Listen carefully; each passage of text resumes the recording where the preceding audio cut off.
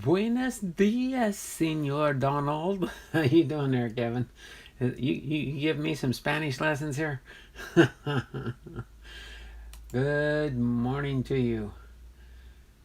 Kevin would appreciate this. You're first in the chat today.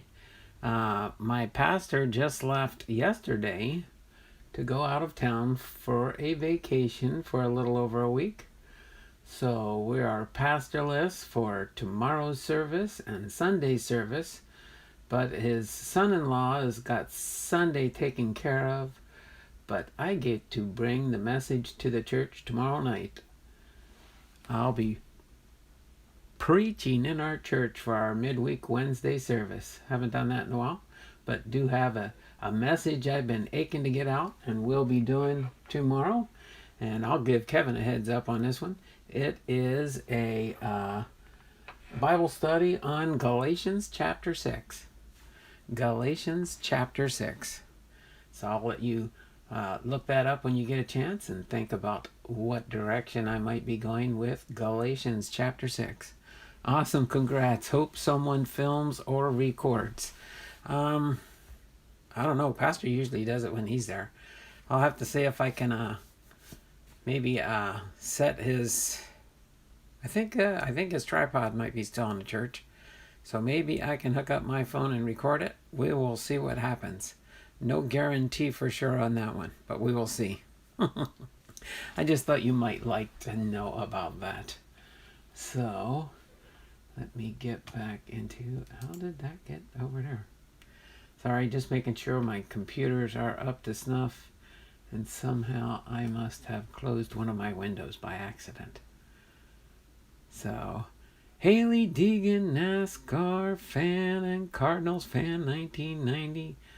How are you doing today? Hopefully everybody is having a good start to their week. Of course, this is my Monday on a Tuesday. But let me get Kevin's entry into my wheel of names. Sorry, I had to lower my volume. I could hear myself in the background there a little bit. Yeah, let me get Kevin's entry into the September drawing. Get to my wheel of names. Get down here. Oh, I didn't realize I had so many names in there already. All right. Go ahead and save this so I don't lose any of the names I already got in there.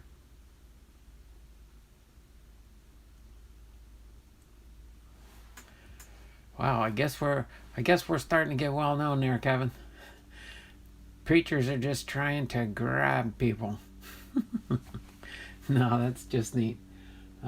So happy for you, Donald. What a blessing and an opportunity. Yeah, it has been a while since I've shared. Well, I do get up in front of our church each and every Sunday morning to encourage people to read God's Word. So that's what I do on each and every Sunday during the morning announcements. Right after the morning announcements, I get up before we have the song and then the offering. So, what did I miss? My grandma is passed away last week, Saturday. All right there, Cardinals fan, 1990. We will be in prayer for you and your family. Sorry about your grandmother passing away. Hubers, cards, and more, just popping in to say hi. Thought you might be doing that, Huber. I know that's what you do in the morning. You just stop by, say hi, and gotta skedaddle off to school. Get your schoolwork done. I am working on a package for you, Kevin, says Hubers. All right. All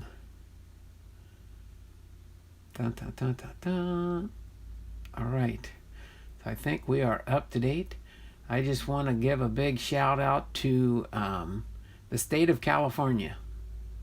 And you're probably thinking, why are you going to give a shout out to the state of California? Because this is the first time all summer that we have to keep our windows and doors closed. And we don't have air conditioning. It's supposed to get up to almost 80 That's warm for us, but not for Kevin. Yep. We have to keep our windows and doors closed because there's smoke in the air. There's smoke in the air. Yes. Rest in peace, Lou Brock. So today, appropriately, I chose my baseball player biography. I'm going to do Lou Brock, rest in peace. He just passed away this last weekend. And then I will have this family mail call package. This is my only product opening. A family mail call package from Jonathan Myers, a friend on my Facebook page, my Facebook community. And he does watch my videos. So the smoke from the fires has completely engulfed our air down here in Vegas as well. Amazing. That is amazing how that much smoke. Well, I can't remember. I think they said 2 million acres have been burned in 2 million acres. That's a lot of property. That's a lot of ground cover that's been burned by fires in California. So yeah, they recommended on our local news and stuff, kind of like we've had fires in eastern Washington before, and if it comes across the mountains, we've got some smoke coming our way. But yeah, so we had a warning and an advisory put out that if you don't have to be outside, don't, or just limit your time outside, and make sure you keep your windows and doors in your house closed. You normally would want like a little air filtering through your house, but yeah, so we pretty much have done that this morning, closed our windows. So if it does start getting a little stuffy here, I'll probably turn on my fan. I might turn on my fan anyway, we'll see.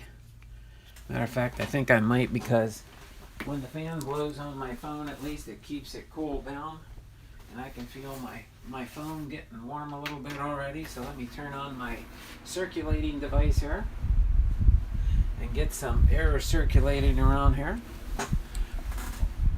But other than that, did have a good and awesome weekend. I thank everybody that participated in my sale on Saturday.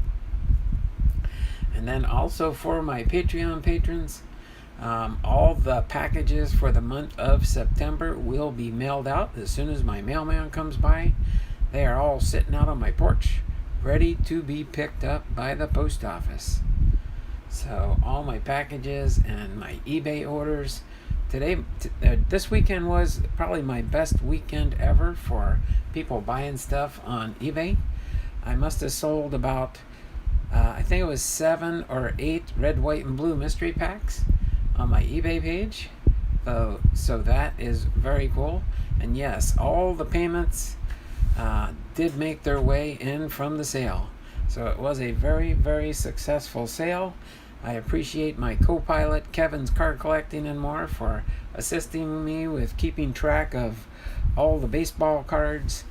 And as per your request, Kevin, for something that could be coming the end of November to you, anything I do get in that I'm in the holding pattern of sending to you, I will probably bring down with me. Oops, I don't want to let too much of the cat out of the bag, but some people might catch that. But yes, I did get all the payments, and as soon as I know something else on the other,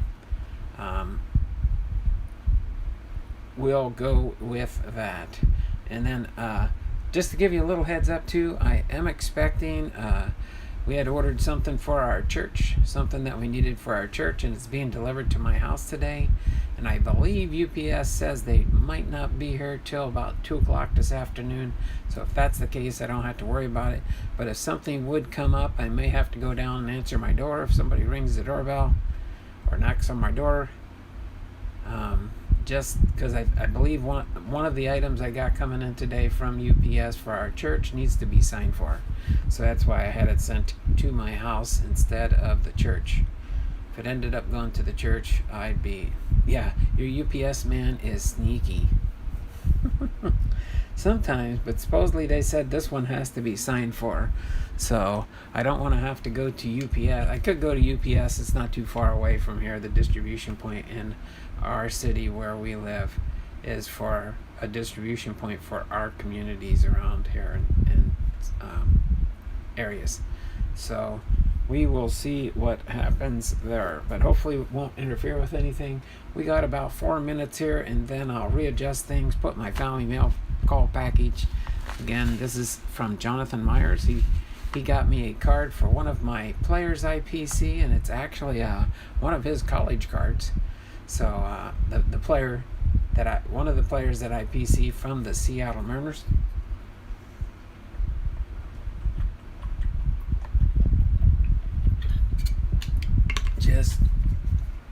There we go.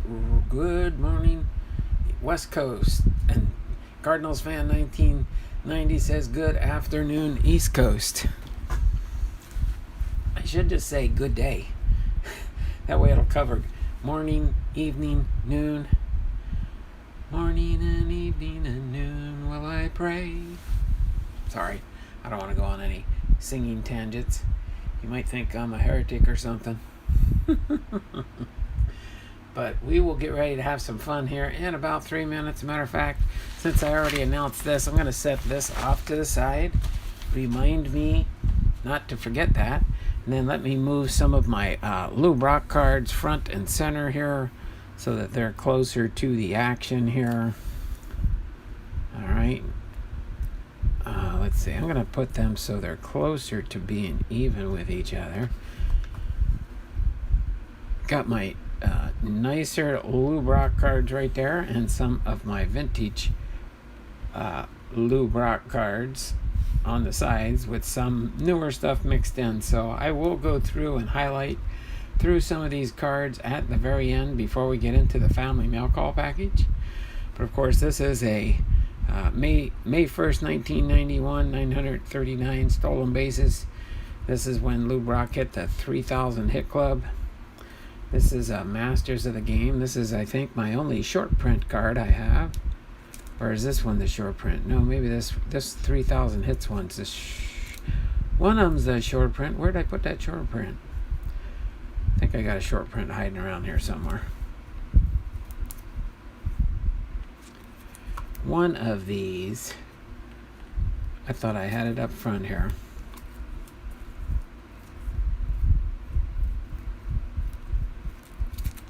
Maybe I didn't. Maybe I was confusing it with one of my other players. Yeah, some I do have duplicates. I like these. I'll highlight these a little bit later. My Fenn and Nels. I thought maybe I did have a short print. I know this is, I'll go over some of these cards, and I like reading some of the back. Oh, there it is. Yeah, it is. This is, I thought this green was a short print. It's just hard to see in the little. So this is a 105 out of 349 Masters of the Game. I like it. It's one of those what they call the shiny cards. It's a shiny card. That's the Panini's Masters of the Game subset from 2017. Panini. So without further ado, we're getting pretty close here. It is 10:29. So as soon as I do get there, we'll go through the biography for Lou Brock.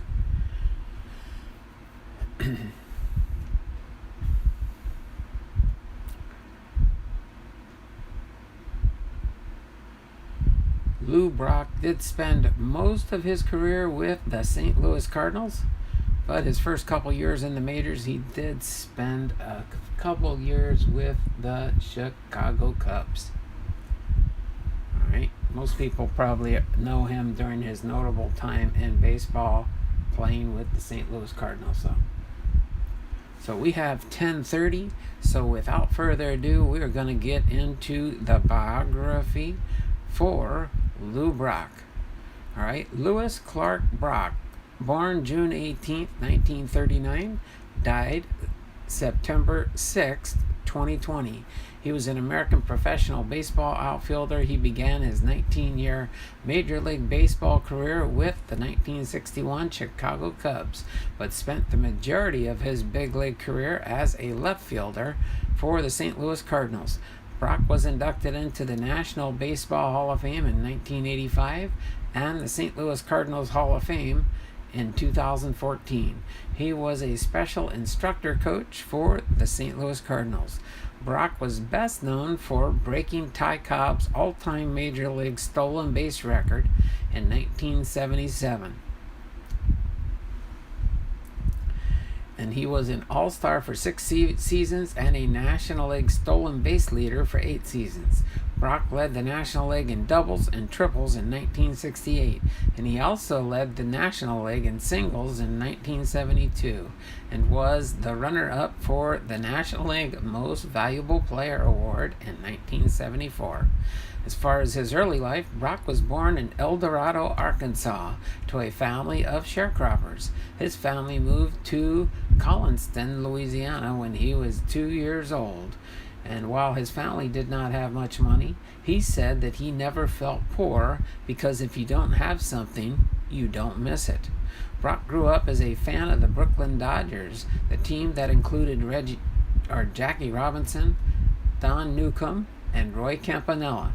Although he didn't play in organized baseball until he reached the 11th grade, he learned much about the sport from listening to Cardinals radio broadcaster Harry Carey describe the way Major League hitters stood at the plate. After attending high school in Mer Rouge, Louisiana, he received academic assistance to attend Southern University in Baton Rouge. But when a low grade in his first semester meant the possibility of losing his scholarship, he decided to try out for the school's baseball team in order to secure an athletic scholarship. Then, as far as his baseball career, college and the minor leagues, Brock hit a 189 batting average in his first year of college baseball, but improved the following year to hit for a 500 average. Southern University won the National Association of Intercollegiate Athletics Baseball Championship during his junior year, and Brock was selected for the United States baseball team in 1959, the Pan American Games. When Brock decided to try for a professional baseball career, he traveled to St. Louis to try out for the Cardinals, but the scout who had recommended him was in Seattle to sign Ray Washburn. He then decided to try out for the Chicago Cubs, who signed him as an amateur agent in 1960, assigned to play for the St. Cloud Rocks. Brock won the 1961 Northern League Batting Championship with a .361 batting average. All right. So, when he played for the Chicago Cubs, Brock made his major league debut with the Cubs on September 10, 1961, at the age of 22. In his rookie season of 1962, Brock became one of 4 players to hit a home run into the center field bleachers at the old Polo Grounds in New York City since its 1923 reconstruction. His blast came against Al Jackson in the first game of a June 17th doubleheader against the New York Mets, and was one of 2 that cleared the wall in consecutive days, with Hank Aaron's coming the very next day. Joe Adcock was the first to hit a ball over that wall in 1953. Babe Ruth reached the old bleachers a comparable distance before the reconstruction, and Brock was not known as a power hitter, though he aspired to be one.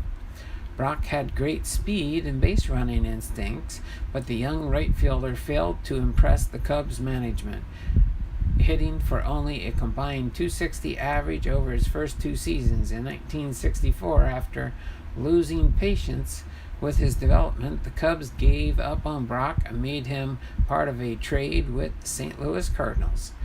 The June 15th deadline for pitcher Ernie Broglio saw Brock, Jack Spring, and Paul Toth head to St. Louis for Broglio, Bobby Shantz, and Doug Clemens. Cardinals manager Bing Devine specifically sought Brock at the insistence of Cardinals manager Johnny Kern to increase team speed and solidity. The Cardinals lineup which was struggling after the retirement of left fielder Stan Musial in 1963. At the time, many thought the deal was a heist for the Cubs. Broglio led the National League in wins 4 years earlier and had won 18 games the season before the trade. Then, of course, when he went and became part of the St. Louis Cardinals organization. After Brock was traded to the Cardinals, his career turned out around significantly. He moved to left field and batted .348 and stole 33 bases for the remainder of the 1964 season. At the time of the trade, the Cardinals were 28-31 in 8th place in the National League, trailing even the Cubs, who were 27-27 and in 6th place. Brock helped the Cardinals storm from behind to capture the National League pennant on the last day of the season. 4 months to the day after Brock's trade, the Cardinals won the 1964 World Series in 7 games over the favored New York Yankees, who were appearing in their 14th World Series in 16 years, and their last until a dozen years later. Brock's contributions to the Cardinals' championship season were recognized when he finished in 10th place in voting for the 1964 National League Most Valuable Player Award. Meanwhile, Broglio won only 7 games for the Chicago Cubs before retiring from baseball after the 1966 season. To this day, the trade of Brock for Broglio is considered one of the most lopsided deals in baseball history. In 1966, Brock ended Maury Wills' 6-year reign as the National League stolen base champion with 74 steals. In David Halberstram's book, October 1964, the author stated manager Johnny Karen asked Brock to forgo hitting home runs in favor of stealing bases. Brock went on to lead the National League in stolen bases 8 times within a 9-year span between 1966 and 1974. Former teammate Bobby Tolan led the league in steals in 1970. Brock began the 1967 season by hitting 5 home runs in his first 4 games of the season, becoming the first player to do so. Barry Bonds tied this record in 2002. He was hitting for a .328 average by mid-June to earn the role as the starting left fielder for the National League in the 1967 All-Star Game. After suffering through a mid-season slump, he recovered to finish the season with a career high of 206 hits and a .299 batting average, while leading the league in stolen bases and runs scored as the Cardinals won the National League pennant by 10 and a half games. Brock became the first player to steal 50 bases and hit 20 home runs in the same season. In the 1967 World Series, Brock hit for a .414 average, scored 8 runs, and set a World Series record with 7 stolen bases as the Cardinals defeated Boston Red Sox in 7 games. Get a sip of water real quick here.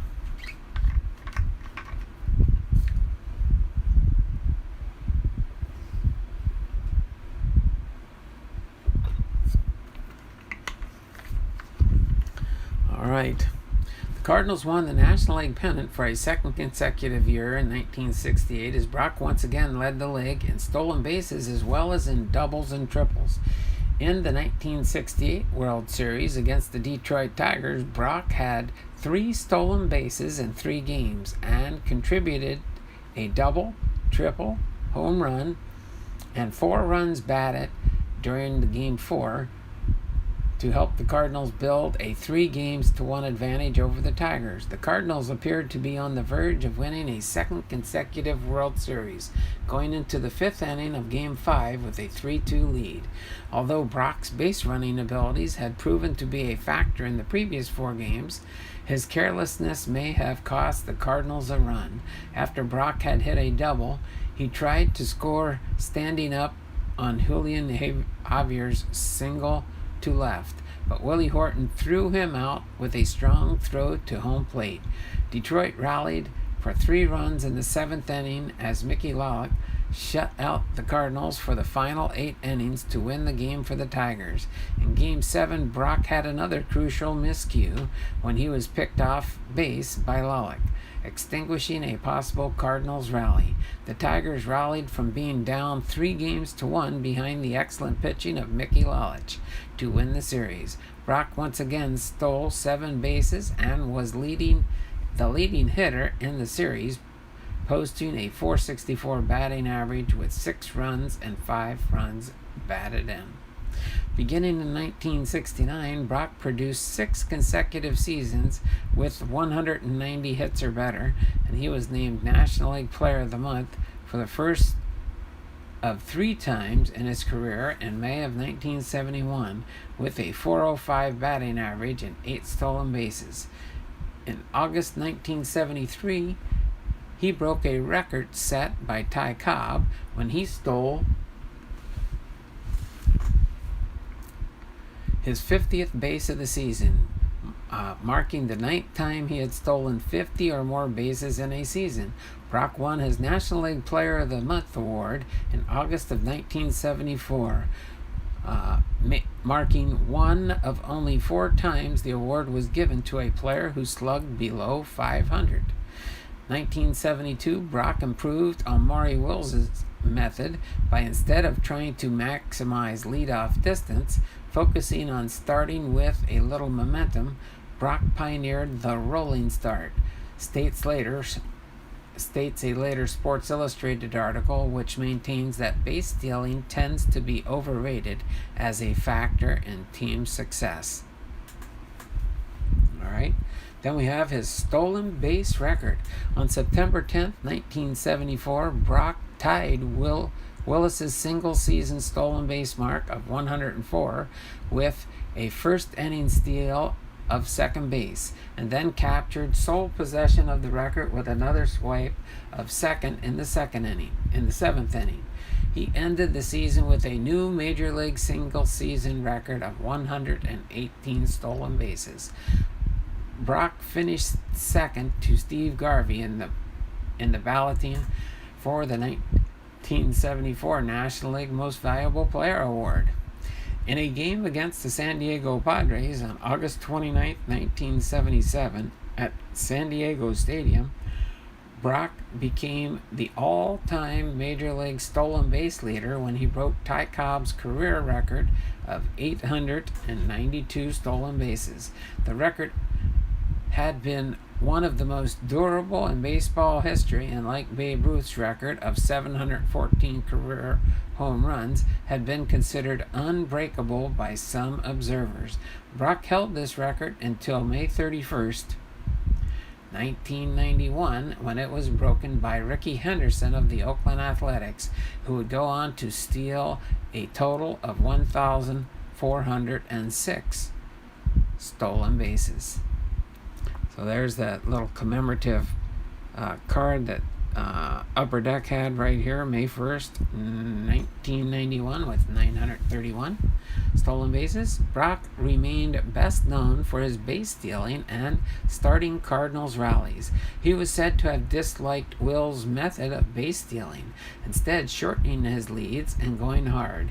He was also an early student of game films. In 1964, Brock acquired a movie camera and filmed opposing pitchers from the dugout to study their wind-up and pick-off moves to detect weaknesses he could exploit.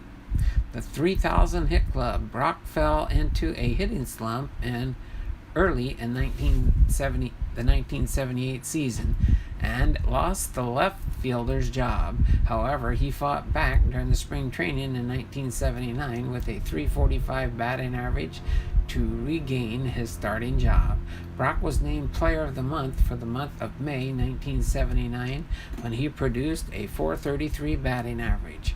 On August 13, 1979, Brock became the 14th player in Major League Baseball history to reach the 3,000 hits plateau, against the team that traded him, the Chicago Cubs. Approximately 1 month later, Karl Yastrimsky reached the same plateau and was promptly invited to the White House by Massachusetts native and Speaker of the House Tip O'Neill. Brock was reported to have felt slighted that he didn't receive a similar invitation. Brock originally stated that he wouldn't go to the White House even if he was invited. However, after consideration, he decided that forgiveness was the best course and accepted a belated invitation to meet the president. Brock retired at the end of the season, having posted a .304 batting average in his last season at the age of 40. At the end of the season, he was named the National League Comeback Player of the Year, the first player to be so named in his final major league season. Then, as far as career statistics, in his 19-year major league career, Brock played in 2,616 games and accumulated 3,023 hits and 10,332 at-bats for a .293 career batting average, along with 486 doubles, 141 triples, 149 home runs, 900 RBIs, 1,610 runs, 938 stolen bases, 761 base on balls, a .343 on-base percentage, and a .410 slugging percentage. A 6-time All-Star, Brock hit over 308 times during his career. He ended his career with a .959 career fielding percentage. Brock held the single-season stolen base record with 118 until it was broken by Rickey Henderson with 130 in 1982. He also held the major league record for a career stolen bases with 938 until it was broken by Henderson in 1991. He led the National League in stolen bases for a record 8 times and also had a record 12 consecutive seasons with 50 or more stolen bases. Brock is still the National League's leader in career stolen bases. Brock's .391 World Series batting average is the highest for anyone who played over 20 series games. His 14 stolen bases in World Series play are also a series record.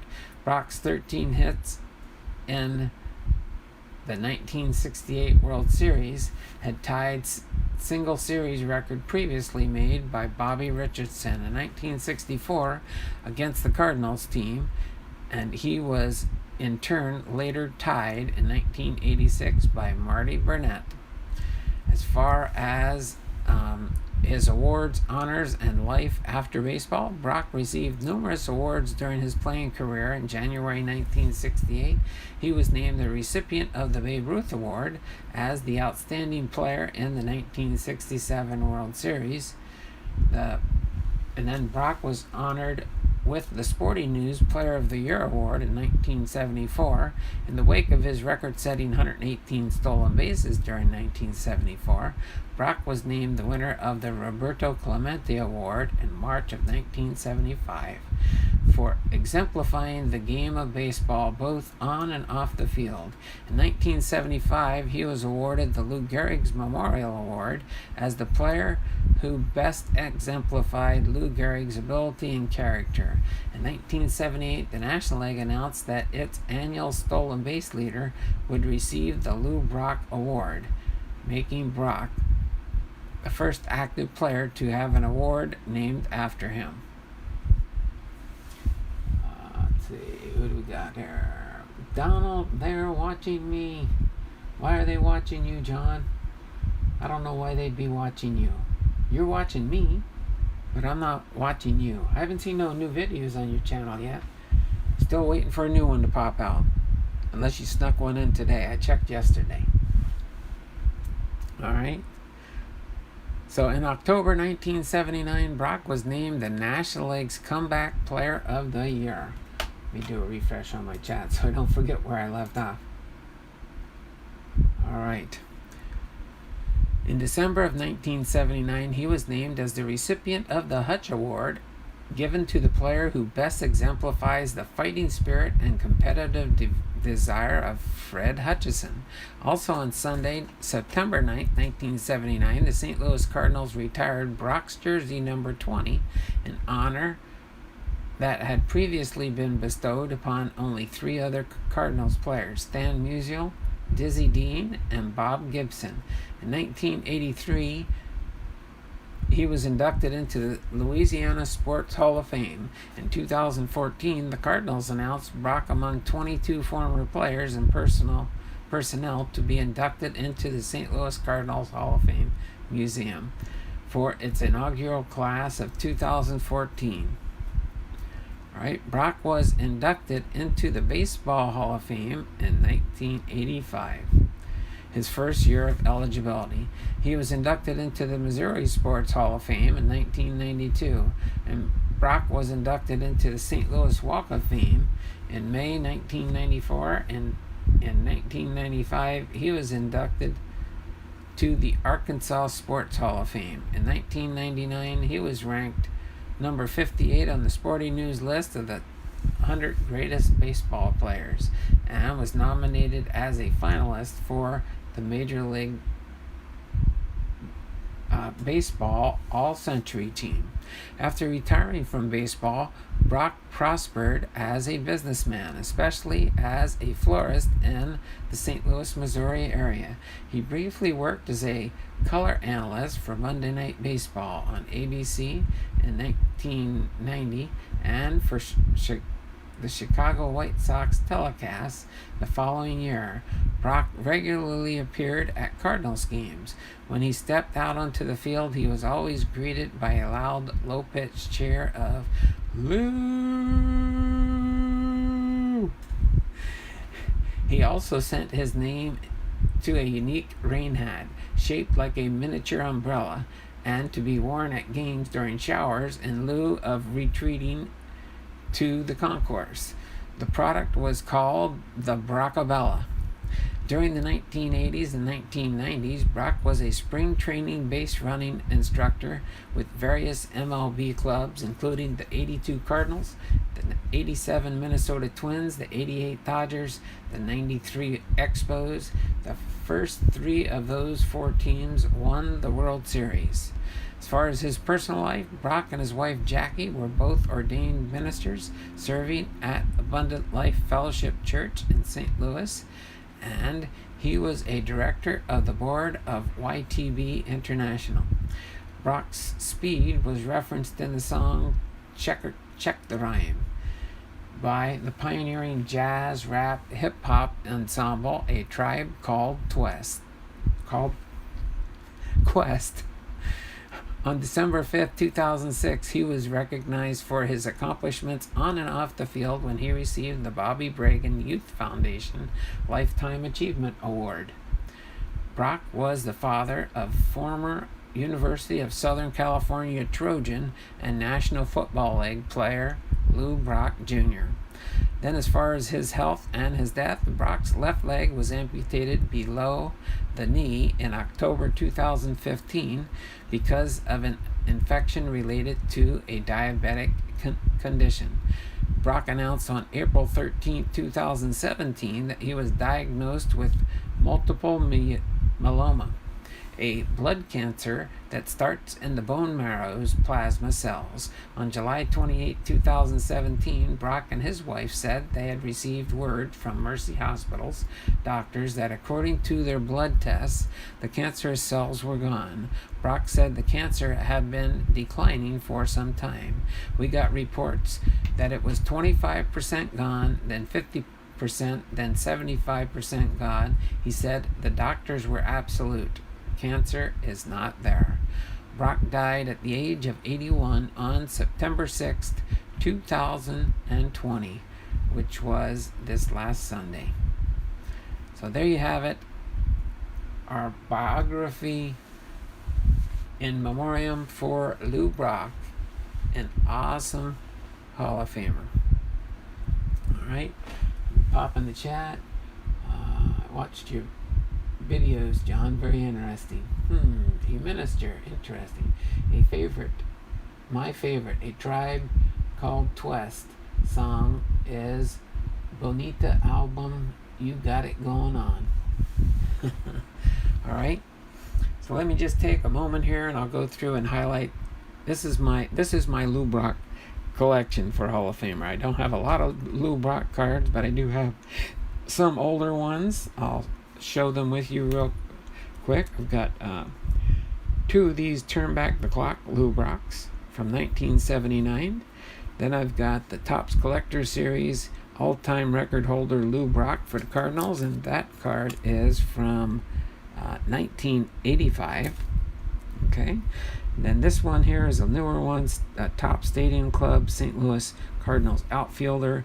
This is from 2015 Topps. Okay.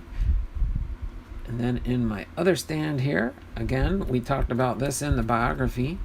That's Lou Brock and Rickey Henderson, when Rickey Henderson broke the record with 939 stolen bases on May 1st, 1991. I have 2 of those. Then we have Heroes of Baseball, Lou Brock, Major League Baseball, 125th anniversary.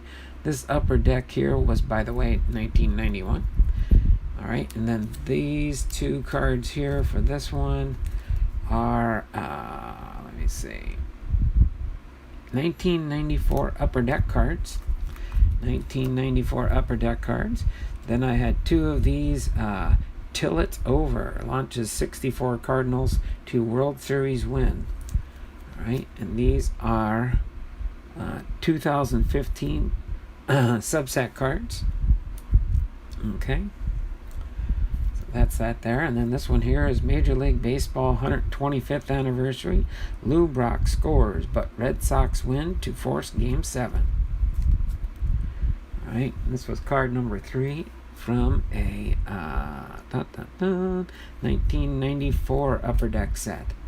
Then I've got these 3 Then and Now cards from the Topps Then and Now series from 2019, last year's set, from Topps Heritage 1970 to 2019, comparing Lou Brock and Whit Merrifield. Then going back in time to 2015 Topps Then and Now with Lou Brock from 1967 and D. Gordon when he was with the Miami Marlins before he came to the Seattle Mariners. And then this one here is another Topps Heritage. Actually, I think, no, see, that's a different one. I think they're both the same year though.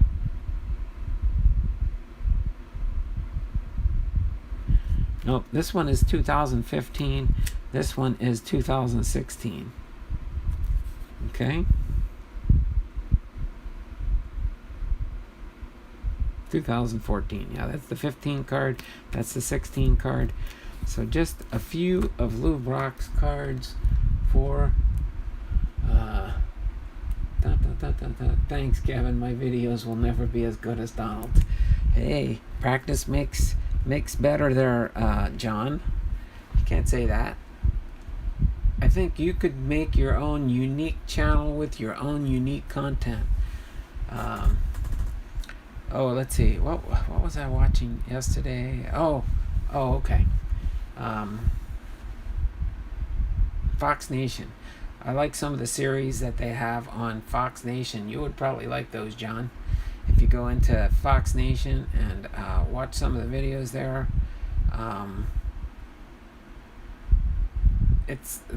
they got an interesting series in there. I watched the first episode yesterday, and I'm looking forward to watching the next. It has to deal with communism here in the United States and how it is growing, even from days of old. So I'm going to go ahead and put these aside for right now. And I'm going to move these stands a little bit farther back because I don't know exactly what my friend Jonathan Myers has sent me.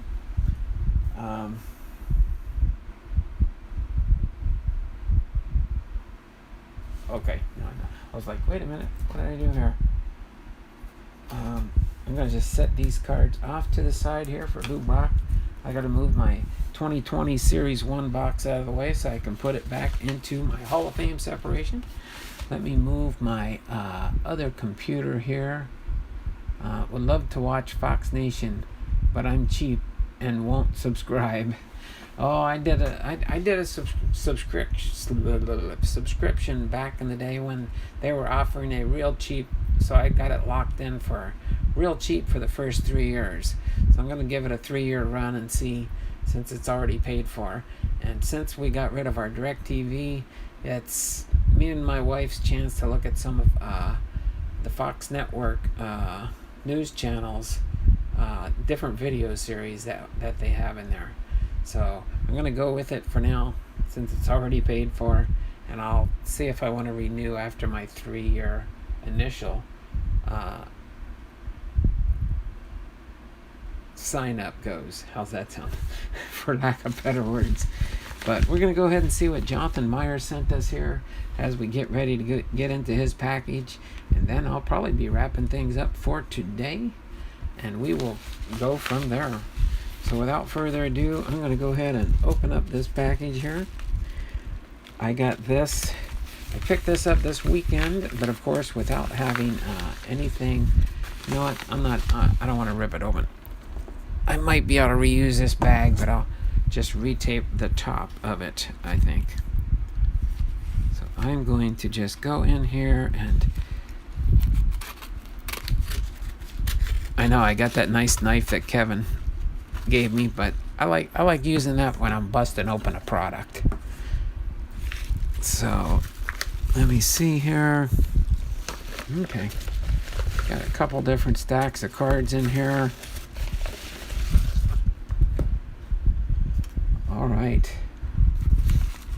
there we go. I'll show you the bag is empty. Nothing in the bag except for my phone's going in the bag. I'll just set that off to the side here. May or may not be able to use that one again. We'll see. And put my blue tape that was reused from something else. All right. Ooh. Oh, I got a Lewis Robert here. See that one? Alex Bregman on the back here. This one's interesting.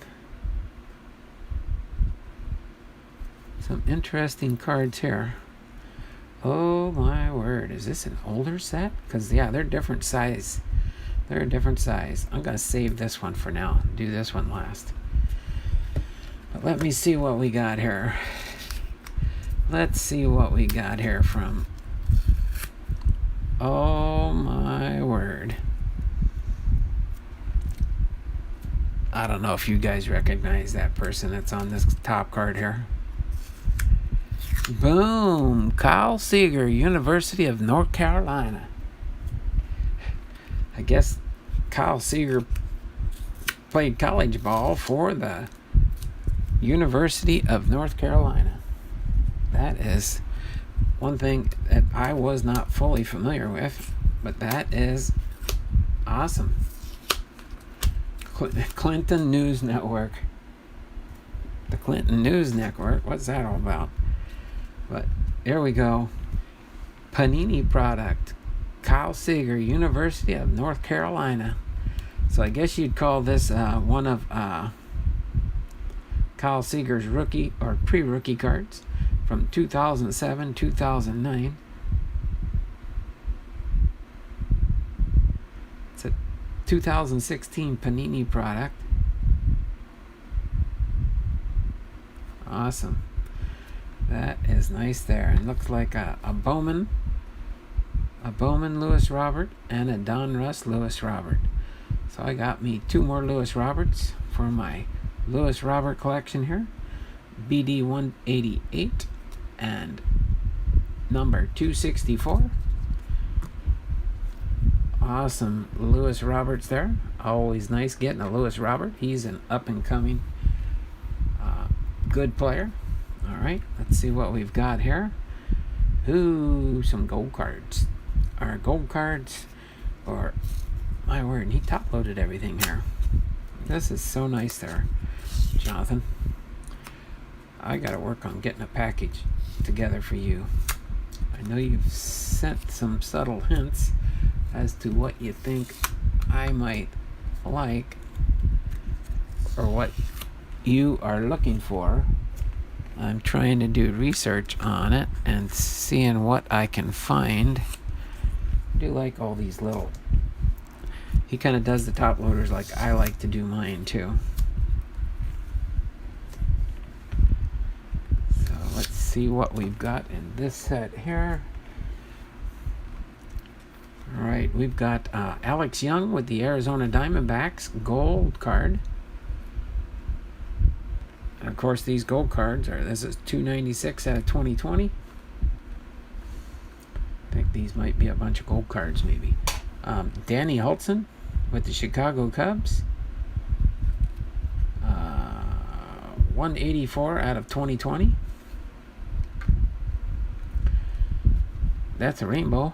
Ooh, I don't know if I have. That's a rainbow, that's for sure. 289 or 291 Series 1. Oh no. It flew down the road. Ketel Marte with the Arizona Diamondbacks. This one is 131 Series 1. This might be some of my Series 1s. I don't know. I'll have to check my list out. Amir Garrett with the Cincinnati Reds. 217. Jesus Luzardo. Tops. Series 1, card number 110. And Alex Bregman, Houston Astros. Card number 100. So I have to check these out here, put these in order and see which ones I need. Got them all mixed up here, don't I? Let's see, 100, 110, 131, 217, 291. Let me take a brief second here and look at my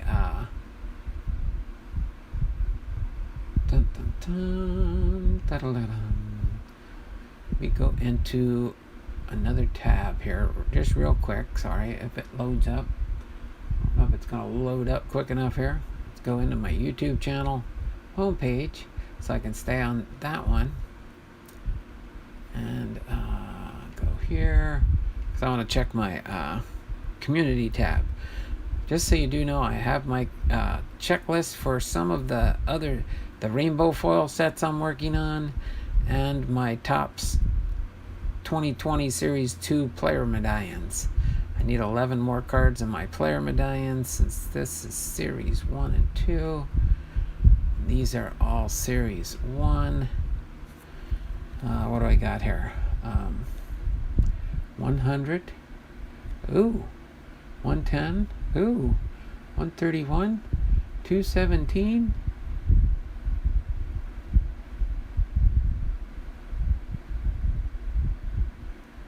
Oh my word, and 291. Oh wow, these are 1, 2, 3, 4, 5 of my full cards for my Topps 2020 Series 1. That is so awesome. So at least somebody's looking at my checklist. Somebody's looking at my checklist for their, so that Tyler Naquin with Cleveland Indians, Amir Garrett, Ketel Marte, Jesus Luzardo, and Alex Bregman are all cards that I need for. I guess I should put up a listing for my gold cards. I mean, I'm not super, but you never know. Maybe I can complete this set too. I have to put a checklist together for those when I get closer, I think. And now I am trying to think what this might be, but it is definitely intriguing me here.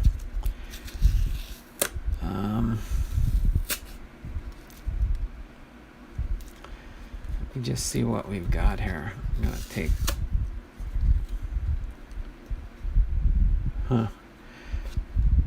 And I see probably why he doesn't have them in the top loaders. They probably wouldn't fit in top loaders. But this is definitely intriguing me here, Jonathan. Let's see what we've got here.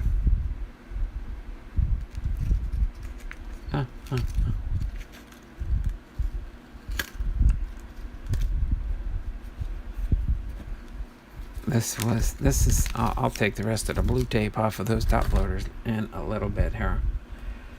What is this? It's a Robert Stephen Simon's Superstar Card Set Checklist. I don't think I've ever seen this one before. 1986 TCMA Limited, Peekskill, New York. 1966.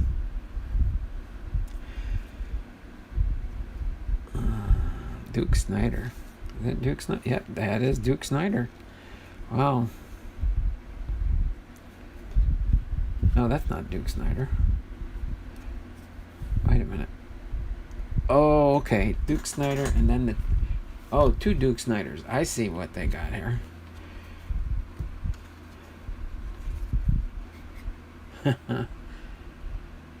Hey, Duke Snider's just like me. He's got a dimple on his chin. Just what his look much more pronounced than mine. This, I might have to do a little special on this one. Let's see. Got this one. Jackie Robinson. This is an awesome looking old set. Oh, let me get back to the chat here real quick. CNN, Clinton News Network. Content seems really interesting. I thought you only watched CNN. Oh my word. You gotta be kidding. I'm glad I don't have cable TV anymore. I don't have to worry about CNN. Cable network news. That's disgusting, John. I'm sorry. I don't mean anything if you watch CNN there, John. That's your choice. Casey Stengel. There we go. Ernie Banks. This is a nice old card set. I'm going to have to go through and highlight this one. And Don Larson with the New York Yankees. Pete Reeser with the Brooklyn Dodgers. I like these old style looking cards. Babe Ruth, early in his career. Oh, wow. That is definitely a young Babe Ruth. Babe Ruth, late in his career. Well, there we go. You can do the comparison. Early in his career and late in his career. Karl Yastrimsky, Hall of Famer Karl Yastrimsky. I don't think these would fit in a penny sleeve. Will they? I don't think they will. No, they're too wide, that's for sure. So now that's why I'll have to either find a box to put them in or figure out how to store these. They might fit in the little box, the little plastic boxes I have. I sure hope so. But Karl Yastrimsky, I'll just do one at a time here. Eddie Matthews, Yogi Berra. There's Yogi, smiling like Yogi did back in the day. Honus Wagner. There we go, Honus Wagner. Ebbets Field. Well, there we go. And these are artist rendition cards. Kind of like what they do with the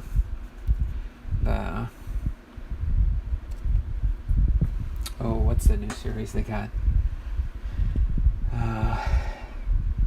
Gallery, the Topps Gallery products. So Joe Pepitone, their artist renditions. Roy Campanella.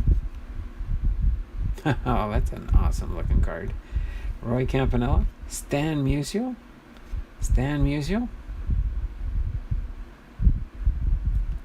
Even have that Hall of Famer on that one. Boom. Jim Palmer there. That's cool. Roger Maris. There. I'm going to hold these up like this. Thurman Munson with the Yankees. Brooks Robinson with the Baltimore Orioles. All right. Try and get them centered here. Blondal. Willie Mays with the San Francisco Giants. Willie Mays. Awesome card there. Robert Steven Simons, superstar. Lou Gehrig with the Yankees. Lou Gehrig. Huh. Oh my word, I dinged a corner. Pay attention, Blomdahl. Watch what you're doing. Lou Brock. There we go. Lou Brock. It's the one we just did. There we go. Hall of Famer. 3,023 hits. 938 stolen bases. Of course, the other set we had there earlier, and that shows when his record got broken. Robin Roberts with the Philadelphia Phillies. Robin Roberts. Joe Dimaggio with the Yankees. Mickey Mantle with the 1956 World Series. All right. Mickey Mantle, 4 ways. Oops. How about I get the right card turned over? Oh, okay, 4. I like that. Portrait shot. Batting that way, and boom. Number 7, Mickey Mantle. Robert Steven Simons, superstar card set. Don Drysdale with the Dodgers. The Brooklyn Dodgers. Look, it's still... well, let's see. This one here has the LA hat on. This hat has the Brooklyn hat on. Alright, Jackie Robinson. 1947 rookie. Jackie Robinson. Sandy Koufax with the Dodgers. Phil Rizzuto with the Yankees. Stars and Stripes, Dimaggio and Mantle. Ooh. Where's Chuck? He'd like that card. Chuck would like that card. Yep. Chuck would like Billy Martin with the New York Yankees.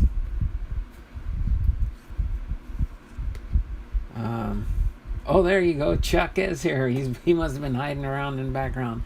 Or he's probably at work. Did you see that one, Chuck, or do you want me to bring it back up? There we go. Check that one out.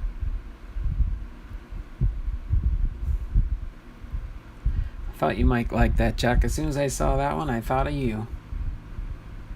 Just got home from the gym. Okay, Chuck.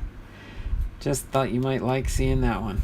That one was awesome. I know you probably would have watched the playback. But, and then we had the Billy Martin, of course. The Pee Wee Reese. The Bob Gibson with the Cardinals. Hall of Famer. 3,117. And Cy Young MVP 1968.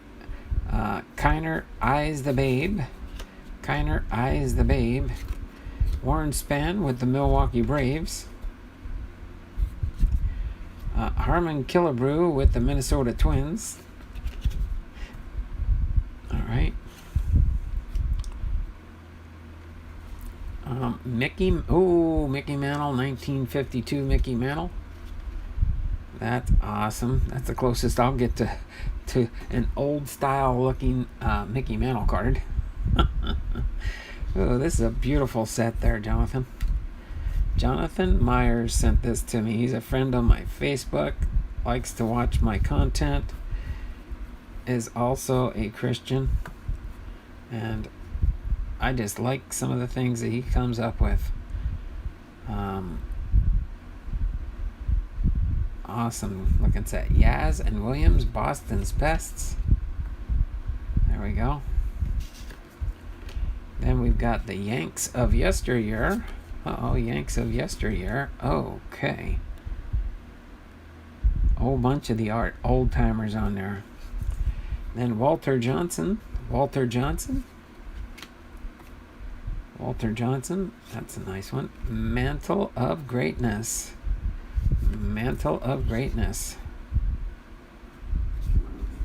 Then we got Roberto Clemente with the Pirates. Roberto Clemente with the Pirates. Gil Hodges with the Dodgers. Almost through this mini set here.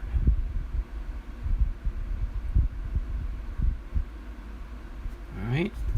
And then Tribute to the Mick. Tribute to the Mick. Mickey Mantle tribute card here. I gotta find out more information about this set. Robert Steven Simon Superstar card set. So Ted Williams with the Boston Red Sox. There we go. Oops, sorry, I'm hitting the phone. Hold it steady there, Blumdahl. Henry Eyes the Babe. Henry Eyes the Babe. There we go. And then our number one card in the set, Karl Yastrimsky with the Brooklyn Dodgers. Let me read the bottom of this card. I think it's the same on everything.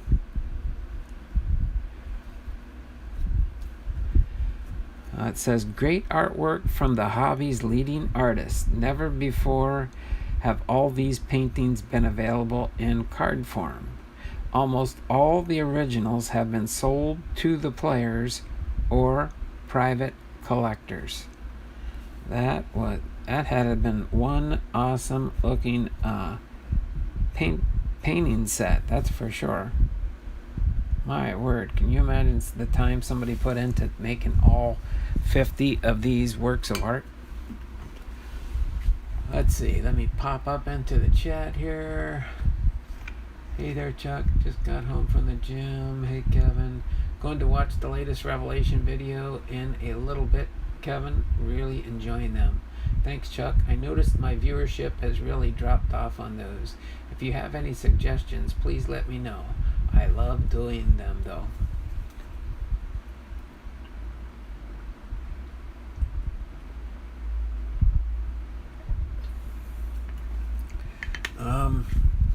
One thing you could do there, Kevin, I know you're not on other social medias, but if you share them out to others, I could probably go in and share them out to my Facebook group. My Facebook group that I pretty much have is, I would say, a good 80% or more are all Christians that might enjoy watching those. So I could probably do that. Yeah, I'll start sharing them on Facebook too. Yeah, I could probably do that, Kevin, and I definitely wouldn't mind doing it, that's for sure. Let's see. I can't think of anything else to really go through, but this was an awesome little set there. Jonathan Myers, my Facebook friend. I do enjoy the other cards that you did send me. This was awesome, getting the Kyle Seager, his card from his college days, into my Kyle Seager collection, that's for sure. University of North Carolina. I think what he had told me, just so you guys know, he had finally located his college card and wanted to get one for his collection, and he said, I was able to get two, so I want to send one your way. And I thought, that is very, very cool. 2016 Panini North Carolina team collector, or team collection. That is interesting. I do like that.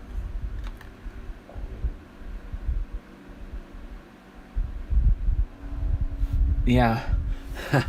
Can you imagine having a wall full of posters of those card portraits? That would be awesome. Yeah, you'd have to have a pretty big room. I could see somebody like in a baseball card store or something. You know, but that is just awesome. just go through these and scroll through these like this real quick. I mean, Babe Ruth. Oh my word, just Yogi Berra. That's Honus Wagner, the Polo Grounds there.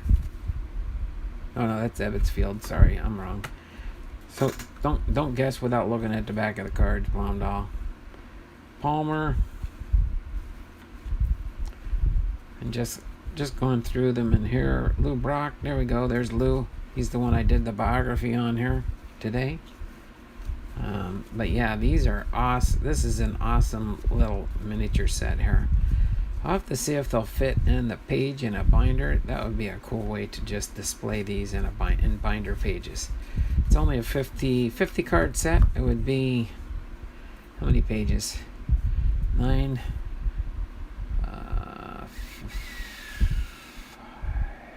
About 5.5 pages. That would not be a bad little display binder. But awesome little set there.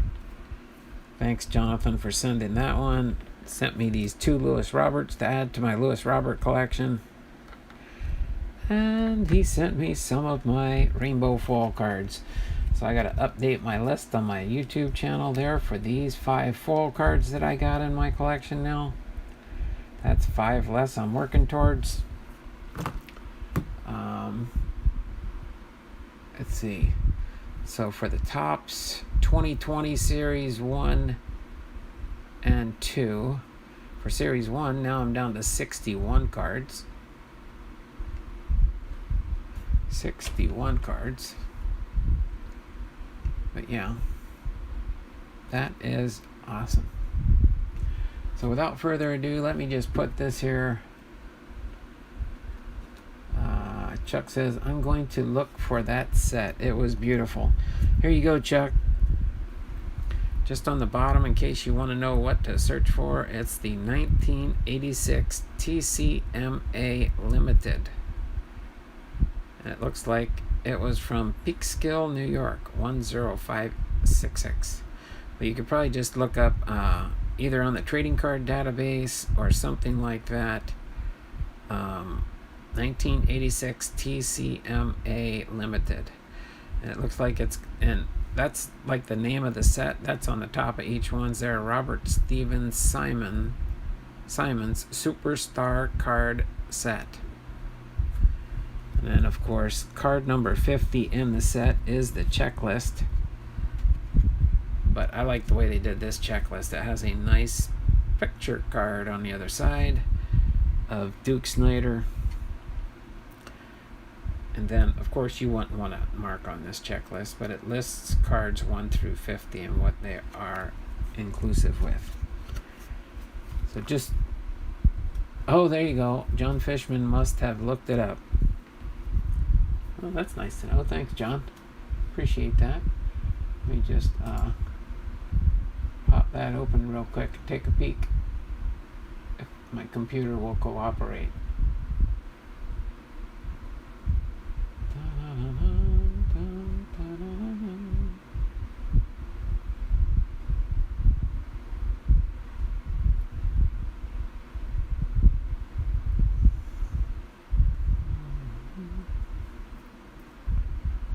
No, my computer is locked up on me.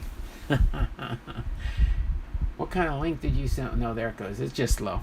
I'm just messing with you, John.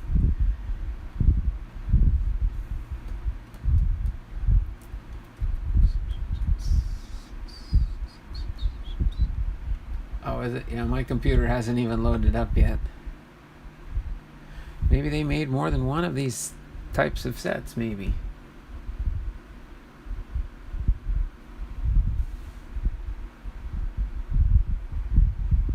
Oh, okay, yeah, that is slightly different. That's the New York Yankees 40 card postcard set. But sometimes they'll show similar searches.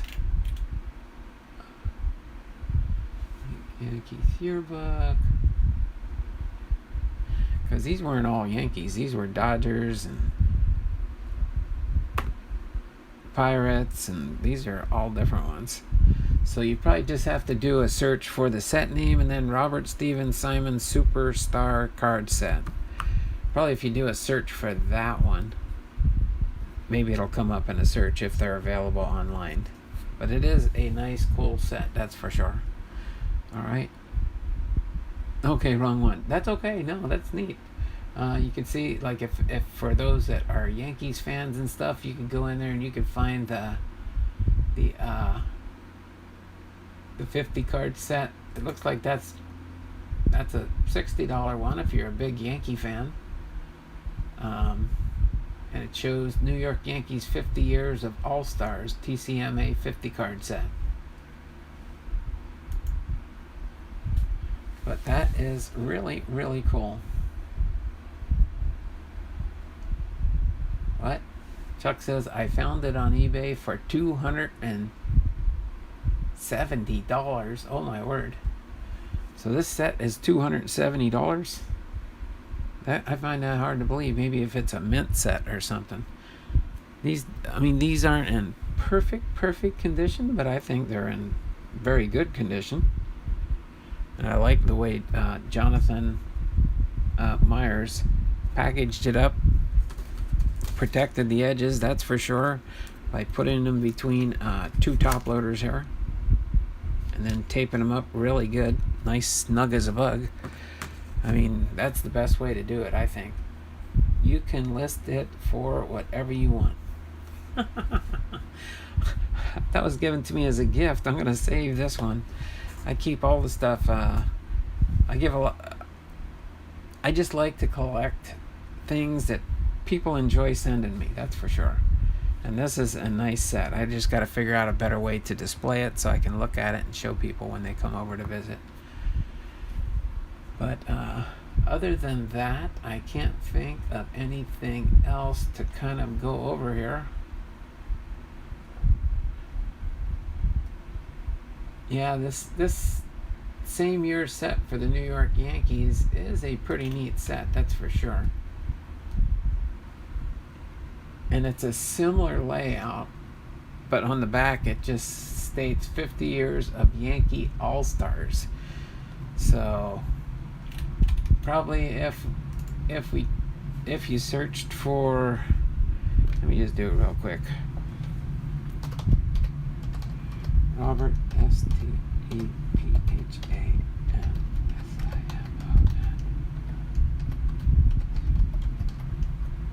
Star card set.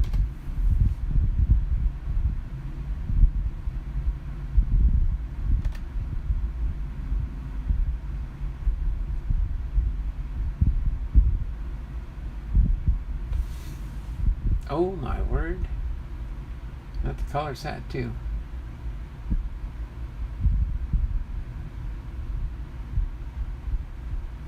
Oh my word.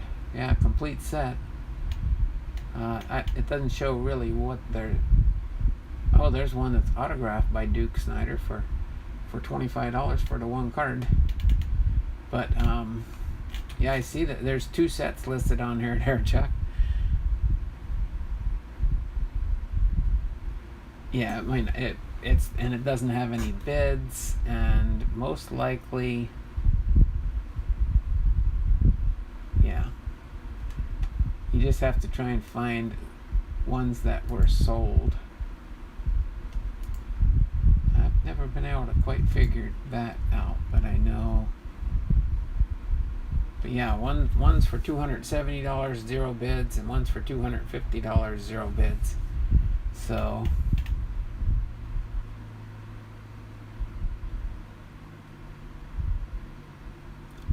they have an incomplete set of 40 of the 50 cards for $40.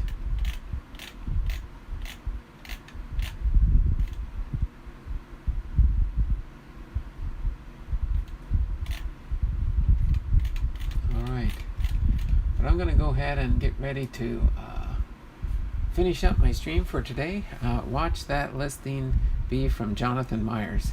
If it sells, he's going to have to ask Donald for the setback. All right, Kevin. He'll have to come out to Washington and pry it out of my hands. No, I don't think Jonathan's that way. But that was nice of him to send that to me, that's for sure. Let me face it this way. I think I like it this way better. You can see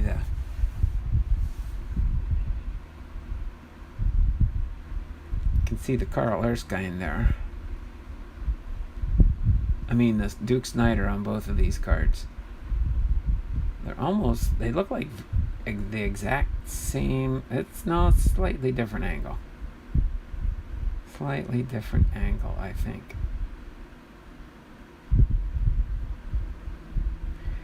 Slightly different. But awesome nonetheless. To Donald, it's priceless. Yeah, it's nothing about the money. I mean, yeah, oh wow. I could sell that for $250. I better list that up on eBay real quick.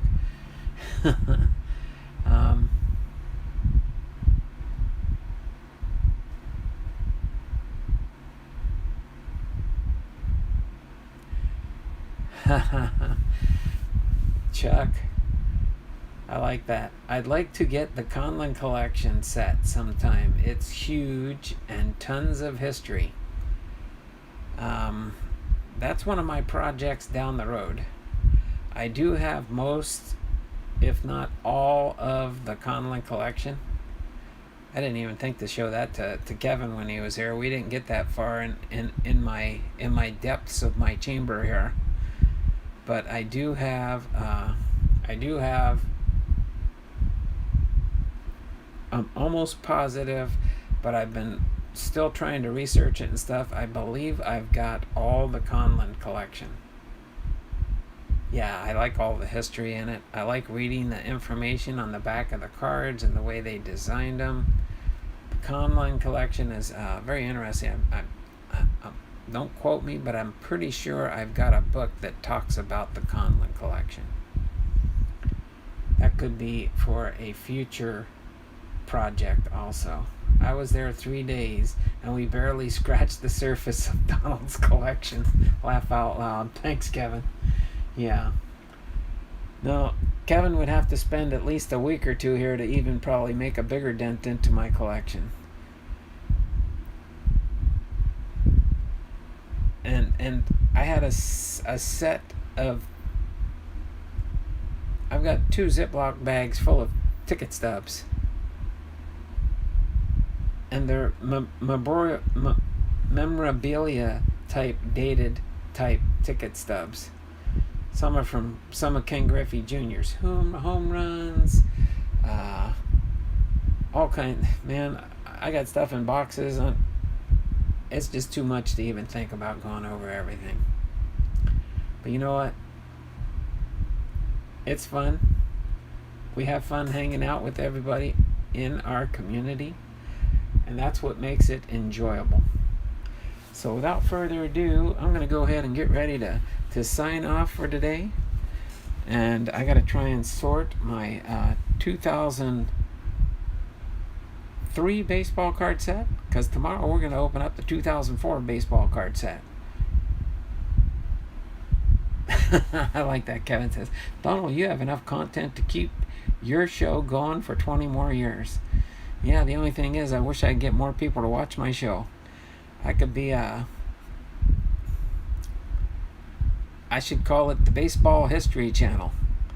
Maybe that's what I should change my channel name to. Maybe more people will come to watch the Baseball History Channel. The Baseball History Channel by Donald Blomdahl. Let's see. We call it the BHC. The BHC channel.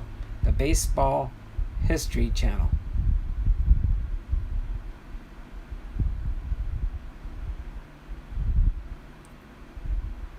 You have around 100,000?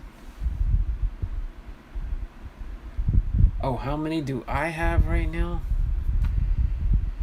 Oh boy.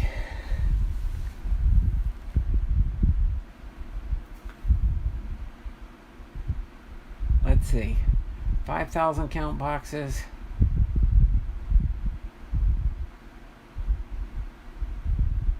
No, I'd have to have 100. I don't have 105,000 count boxes. I don't know for sure about that, but I know I've got. I don't know. I'm sure I got at least that, if not more, there, Chuck. Chuck says you must have over 1 million. I'd have to dig everything out from under the bed and the boxes and let's see, 1, 2, 3, 1, 2, 3, 4, 5, 6, 7, 8, 9, 10, 11, 12, 13, 14.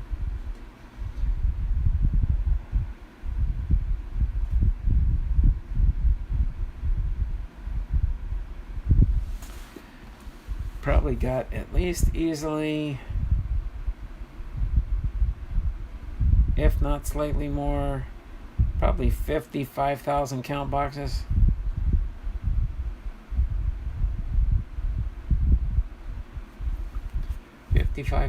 It's just, yeah.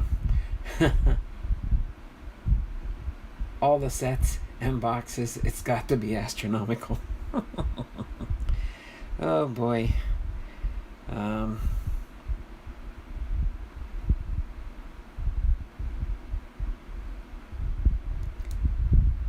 Yeah, I would say I envisioned myself as saying, yeah, I've got millions of cards, but no, I'm probably closer to realistically probably about 250,000, give or take a few 100,000. Huh? Along with all my other memorabilia. I don't have much as much on ticket stub memorabilia. The Bible tells us that God can name all the stars in the sky, the number of hairs on our heads, the grains of sand on the beach, and the number of cards in Donald's collection. Thanks, Kevin. I know. And what's the Bible say? Thou shalt not covet. But it's fun. And the Lord does say that we should enjoy life and have fun, I think. As long as we put Him first and foremost in our lives.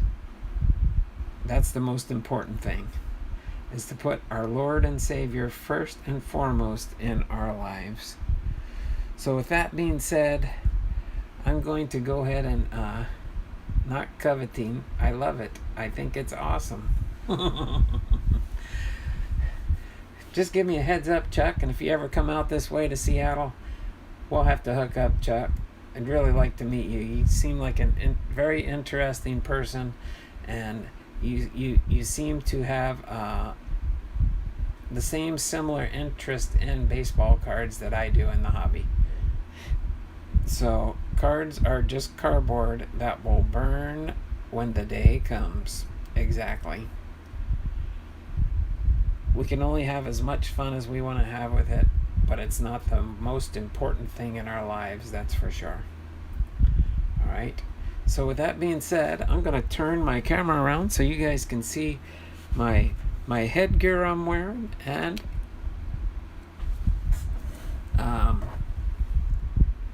my t-shirt I wear on my baseball player biography days.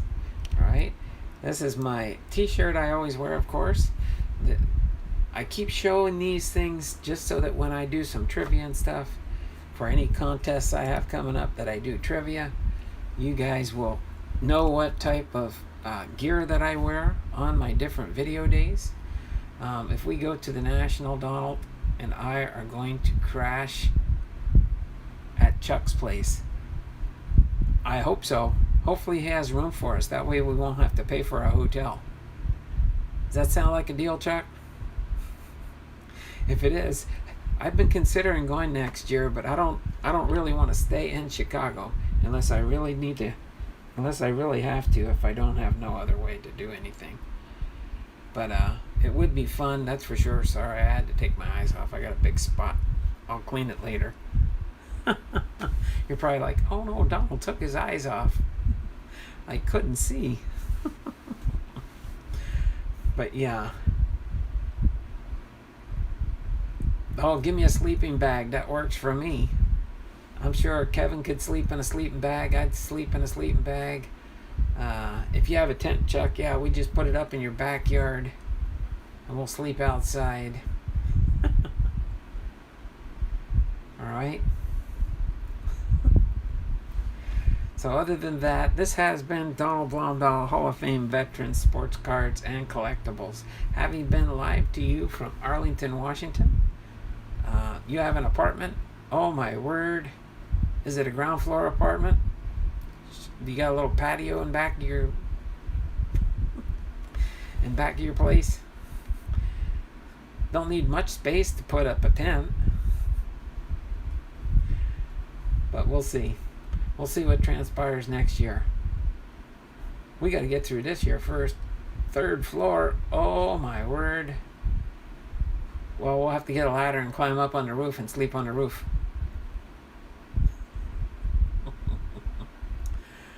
See y'all later. Study up on Galatians 6. Humility. Yes, Kevin, thank you. I've got most of my lesson together. I just got to do some fine-tuning a little bit later today, and we'll be good to go. So this has been Donald Blondal, Hall of Fame veteran, sports cards and collectibles, having been live to you from Arlington, Washington, with all the windows closed and all the doors closed because it's smoky outside. The smoke from the fires down in California have come up north, just like they've headed over to Kevin's way in Las Vegas. California is just